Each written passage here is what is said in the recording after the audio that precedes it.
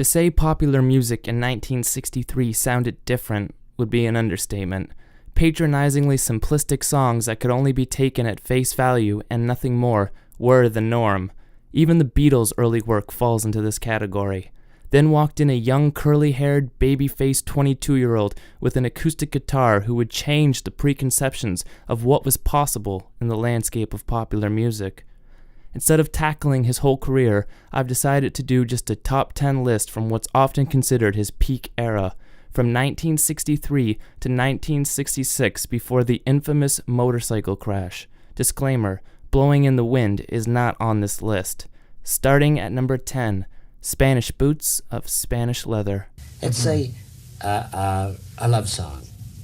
Yeah, you want to hear a love song? Yeah. You see, you're talking about hard rains, and this is something that involves all mankind. One you sang about old friends and changes and possibly sing them. And how boy meets girl. Here's Bob Dylan, Boy Meets Girl. This is what it's called. This is Girl Leaves Boy. Girl Leaves Boy. I won't ask if this is autobiographical. Spanish Boots is thrown right in the middle of what is considered his most politically charged, protesty album, The Times They Are A-Changing. Every single one of them. That's all I do is protest. Dylan still manages to sneak in songs about love and loss, which was a common theme in 1964, but he manages to do it with such subtlety and nuance, probably the greatest trait in his songwriting. Written for his girlfriend at the time, Susie Rotolo, who moved to Italy to find some independence and think over her relationship with Bob and what future she could have with him. The lyrics used conjures up images of life not of 1964, but a world hundreds of years before then. The song starts off with, "Oh, I'm sailing away, my own true love. I'm sailing away in the morning." He uses this old-timey feel coupled with lines of undying intimacy like, "If I had the stars of the darkest night and the diamonds from the deepest ocean, I'd forsake them all for your sweet kiss, for that's all I'm wishing to be owning." Of course, by the end, he realizes the futility in his love and demands, "Yes, there's something you can send back to me. Spanish Boots of Spanish Leather."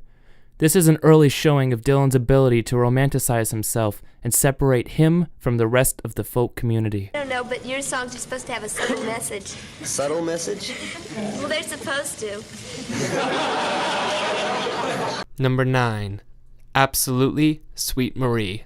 First things you did, which got really famous and singles and things like that. For example, in England they released The Times They Are A-Changing. That was supposed to be a protest song, no? Oh my God. How long ago was that? A year ago. Yeah, well, come on. It's a year ago. This song can be found on his seminal album, Blonde on Blonde. This encapsulates Dylan at his most surreal and strange, both in his music and his personal life. You could say it was electric? Sprouting out lyrics of waiting in frozen traffic and Persian drunkards following him, and my personal favorite, to live outside the law you must be honest. In this song, he is fully committed to carrying the stylings of Allen Ginsberg and Jack Kerouac for a new generation of fans. Musically, this is Dylan's most up-tempo song he ever recorded, carried by a pulsating drumbeat that constantly drives the song ahead, as the guitar and organ add richness and character, guiding the madness that is Dylan's vocals. If Absolutely Sweet Marie was not handled properly, it could have easily come off as silly and easy to dismiss. Luckily, that wasn't the case, and it remains a tour de force. Number 8, Mama, You've Been on My Mind. The guitar is too hard an instrument. I don't hear many melodies based on the guitar. Perhaps it's the color of the sun cut flat and covering the crossroads that I'm at. The song that should have closed another side of Bob Dylan, Mama, You've Been on My Mind, wasn't released officially until 1991.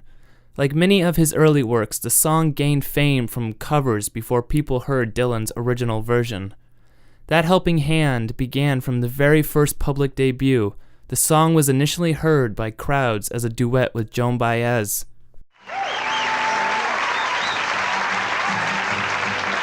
I want to bring out a real special friend of mine who's been a friend of mine throughout the years. It's Joan Baez, and she is great. Written about his breakup with Susie Rotolo, the song is one of the most beautiful and intimate in Dylan's catalog. It isn't talking to Mama, or anyone really. The lyrics talk to the pale imitation of the woman he loved that lingers in his mind. She's always there. The first verse could have been written looking out the window of a million cars, the third verse staring at the ceiling from a million beds. Less a letter than a man talking to himself in private moments. The song feels eternally relatable because it's so deeply personal. Maybe it makes sense that it took so long for him to release it. It would have felt wrong for the world's most evasive artist to let us so deeply into his mind.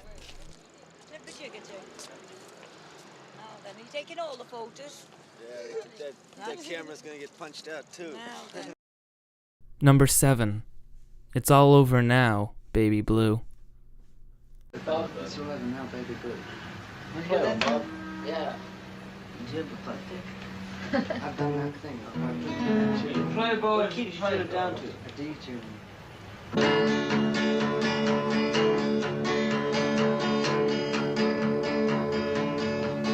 Baby Blue is part of one of the greatest album quirks in music, Dylan ending each one with a farewell song.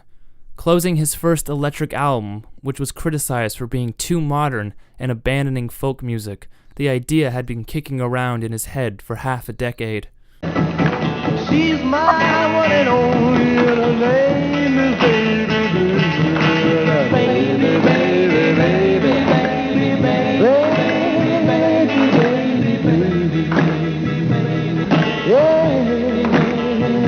Dylan didn't play this song live before recording it, which kept it from evolving for the stage like the other acoustic songs on the album did. The lyrics evoke today and forever. While Dylan had made songs about either today's world or of any world in the past, this was one of the first of his which could be both. With poetic imagery doing most of the heavy lifting, crying like a fire in the sun is too powerful a line to be tied to any era. The song bids a farewell to the mysterious, unidentified Baby Blue. Though called the most toxic of his kiss-offs, it has no cruelty or anger. The song is beautiful and tender because it lacks those traits. There's no bitterness left if you simply accept that it's over. We'll find out who did it. We won't find out who did it. I'm sorry.